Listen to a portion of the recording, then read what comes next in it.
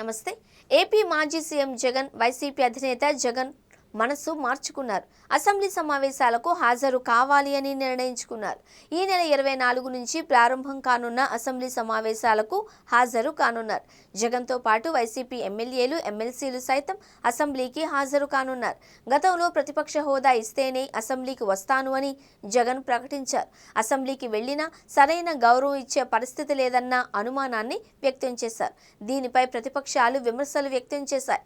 అసెంబ్లీకి రాకపోతే జగన్పై అనర్హత వేటు పడుతుంది అని కూడా కామెంట్లు చేశారు. వైఎస్ జగన్ చెల్లి AP PCC chief YS Sharmila సైతం అసెంబ్లీకి రాకపోవడంపై తీవ్ర విమర్శలు చేశారు. జగన్ అసెంబ్లీకి రావడానికి మొహం లేదు అంటూ తీవ్ర వ్యాఖ్యలు చేశారు. కూటమి ప్రభుత్వాన్ని అసెంబ్లీ వేదికగా ప్రశ్నించే దమ్ము లేదు అని ధ్వజమెత్తారు. ఈ నేపథ్యంలో జగన్ తన మనసు మార్చుకున్నట్లు తెలుస్తోంది. అసెంబ్లీకి హాజరై అధికార పక్షాన్ని ప్రజల సమస్యలపై ప్రశ్నించాలి అని నిర్ణయించుకున్నట్లు పార్టీ వర్గాలలో చర్చ సాగుతోంది. ఈ నెల 24 నుంచి ఏపీ అసెంబ్లీ సమావేశాలు ప్రారంభం కానున్నాయి. ఈ సమావేశాల్లోనే ప్రభుత్వం బడ్జెట్ను ప్రవేశపెట్టనుంది.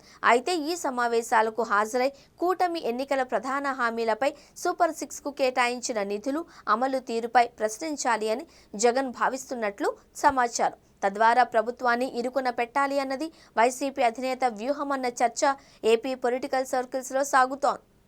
అయితే జగన్ అసెంబ్లీకి హాజరు కావాలి అని తీసుకున్న నిర్ణయంపై మరో ఆసక్తికర చర్చ సైతం సాగుతోంది. గవర్నర్ ప్రసంగం వరకు హాజరై తర్వాత మళ్లీ అసెంబ్లీకి దూరంగా ఉండే అవకాశం ఉంది అని కొందరు విశ్లేషకులు భావిస్తున్నారు. తద్వారా అసెంబ్లీకి 60 రోజులు వరుసగా గైర్హాజరైతే వేటు పడుతుంది అని పలుమార్లు టీడీపీ నేతలు వ్యాఖ్యానిస్తున్నారు. ఈ నేపథ్యంలో జగన్ అసెంబ్లీకి హాజరైతే ఆ సమస్య ఉండదు అని, అందుకే ఈ నిర్ణయం తీసుకున్నారు అన్న ప్రచారం కూడా సాగుతోంది. మరోవైపు గవర్నర్కు తాము గౌరవం ఇచ్చినట్లు కూడా ఉంటుంది అన్నది వైసీపీ అధినేత వ్యూహమన్న విశ్లేషణలు కూడా సాగుతున్నాయి.